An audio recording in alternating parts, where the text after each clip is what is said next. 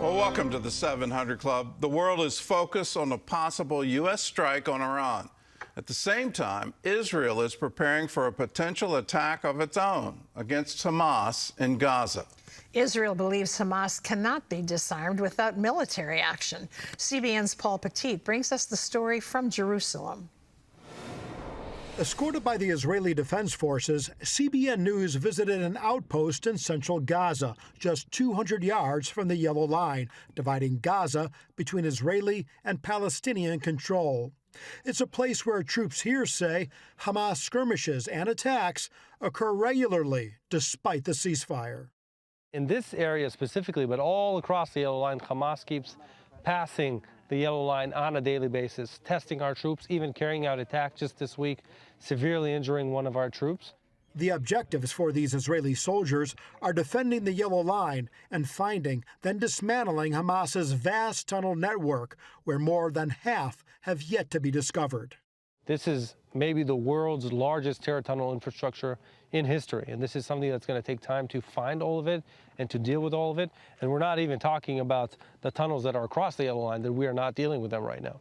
Here in Gaza, implementing the disarmament of Hamas has remained unclear, with Israeli officials increasingly believing that stripping the terror group of its weapons will be impossible without the IDF taking military action. One thing is clear, they do not want to disarm, even though they committed to it, and someone needs to make them. In Jerusalem, Prime Minister Netanyahu returned from his 7th meeting with President Trump, saying he's skeptical a good deal could be worked out with Iran. If indeed an agreement is reached, then it must include the elements that are very important from our perspective, from Israel's perspective, and in my view, not only Israel's. It is not only the nuclear issue, it is also the ballistic missiles and also the Iranian proxies. While the groundwork for talks with Iran continue, the Israeli Navy is conducting drills with its warships, while President Trump confirmed through a post on Truth Social that a second aircraft carrier is being deployed to the Middle East. We have to make a deal, otherwise it's going to be very traumatic. Very traumatic. I don't want that to happen, but we have to make a deal.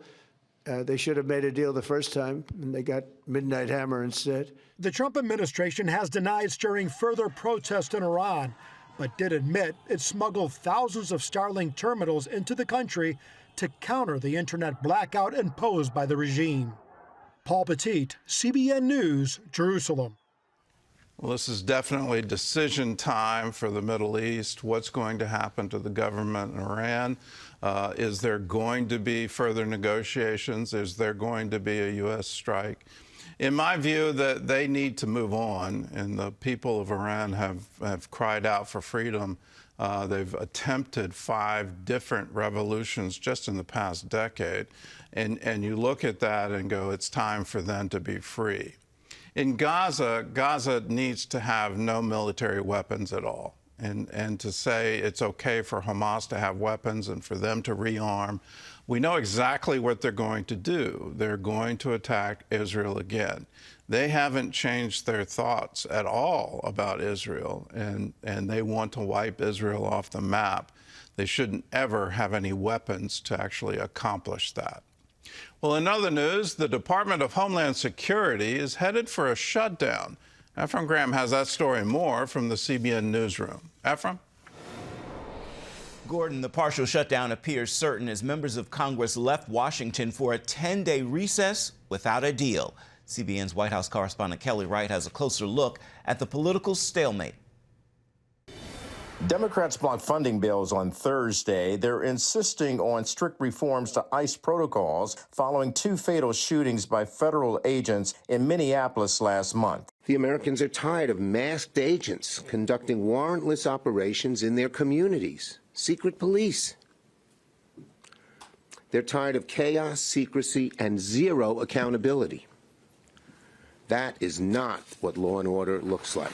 Democrats want ICE agents to have better identification, to stop wearing masks, use body cameras, and use of judicial warrants. Republicans and President Trump have rejected the Democrats' demands, believing the conditions would hinder law enforcement. On Thursday, White House border czar Tom Homan announced the ICE operation in Minneapolis is over after more than 4,000 arrests. We've had great success with this operation, And we're leaving Minnesota safer. The surgeons leaving Minnesota safer, Minneapolis safer, because of the cooperation we got with the counties and the state and local law enforcement responding to our needs. I'll say it again. It's less of a sanctuary state for criminals. Homeland Security Secretary Kristi Noem is concerned about the impact the shutdown will have. She thinks it sends the wrong message. When you think about it, every other portion of the federal government has been funded except Homeland Security. That's telling the rest of the world the Democrat Party doesn't think that protecting America is safe. If the partial shutdown happens, it impacts TSA workers, FEMA, the Coast Guard, cybersecurity operations, but core ICE and Customs and Border Patrol will continue operations under separate funding. Members of Congress leaving town are on strike to get back to Washington sooner if a deal can be reached. Kelly Wright, CBN News. Turning now to an issue that's become a hot topic in recent years, we could see a major turning point in the controversy over transgender surgeries for minors. A second major medical group has changed its position on children going through these surgeries and now advises against it. CBN's medical reporter Lori Johnson has this story. In the U.S., it's estimated that each year about 1,000 girls seeking to become boys have their breasts surgically removed.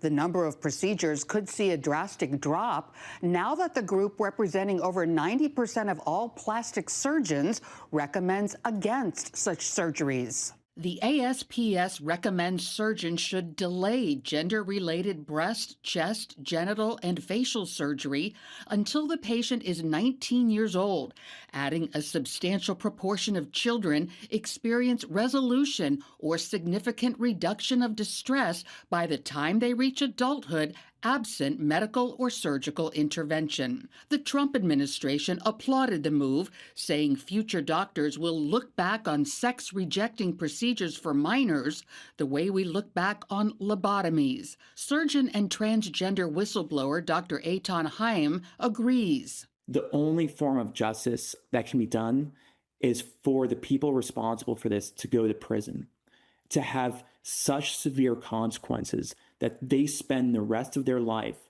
in a cage. Because what they did to these children and these vulnerable adults can never be forgiven. They can seek forgiveness from a higher power, but it's our responsibility as a civilized society to put these people in a cage for their crimes. Dr. Haim says this could be a watershed moment. So it's like the house of cards.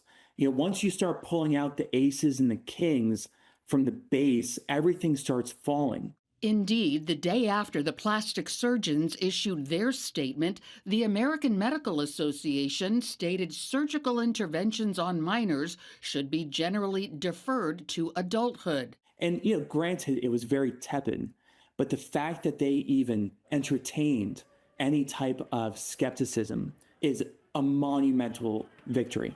Nevertheless, Dr. Haim believes the American Academy of Pediatrics and other groups will continue to support sex change interventions on minors like hormones and surgery. Because their guilt is so deep that for them to acknowledge that they did something wrong is to admit, open themselves up for not only like this deep sense of moral failure, but also a massive amount of legal liability. That could be part of the motivation, as the week before the plastic surgeon group issued its statement, a jury handed down New York's first malpractice verdict against a plastic surgeon and psychologist. A jury awarded Fox Varian of Yorktown Heights $2 million in damages for a double mastectomy she received at age 16, then later regretted. Many of these individuals are now irreversibly sterile. They cannot go back. They'll never have biological children. And much of their future was ripped away from them. Psychologist Joseph Nicolosi says too many colleagues talk children and their parents into trans treatments. The only thing that's going to really change this around in the psychological profession is going to be class action lawsuits, where many young people come forward and say, I was pushed into surgery. I was not told there were any other options. I was given this label as trans when I was very young, and this was not fair. So while some healthcare providers still advocate transgender procedures for minors, the direction could be changing. Lori Johnson, CBN News. Those lawsuits may very well be coming. Gordon? Well, the UK led the charge on this. They were the first medical association that says, well, the outcomes you anticipated from performing these procedures on minors, and the justification was we need to change their mental outlook, and in that if we have the physical change, then all these mental health issues are going to go away. Well, it was shown by medical evidence that that didn't really work. And so now we're into, well, what have you done? You've made us a permanent change. You're talking about permanent physical change. You're talking about sterility. You're talking about denying them children and that future as a parent and ultimately a grandparent.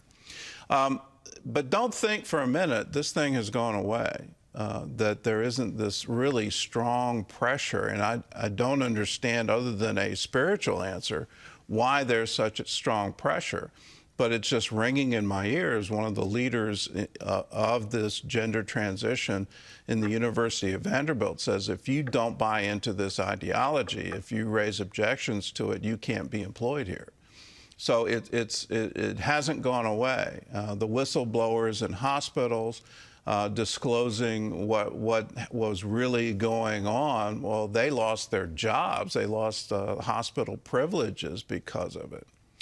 Here's the curious thing, that it's the trial lawyers who are going to make the difference, that they're going to file these cases. They're going to win large monetary awards. I'm not sure it's going to be a class action needed, but I remember in law school reading all about a famous automaker who didn't put a $5 rubber insulator in their gas tanks, making those cars subject to rear-end collisions that would end up in explosions that would kill and severely maim and burn people, all over a $5 rubber lining. They discovered in the records of the company that it was some actuarial saying, well, we'll make more money if we don't have this in the gas tank.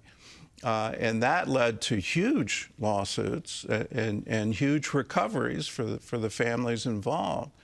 Are we going to see that? But ultimately, I think it's going to come down to health insurance. If health insurance say, we will not provide malpractice coverage for this surgery, well, it will stop overnight.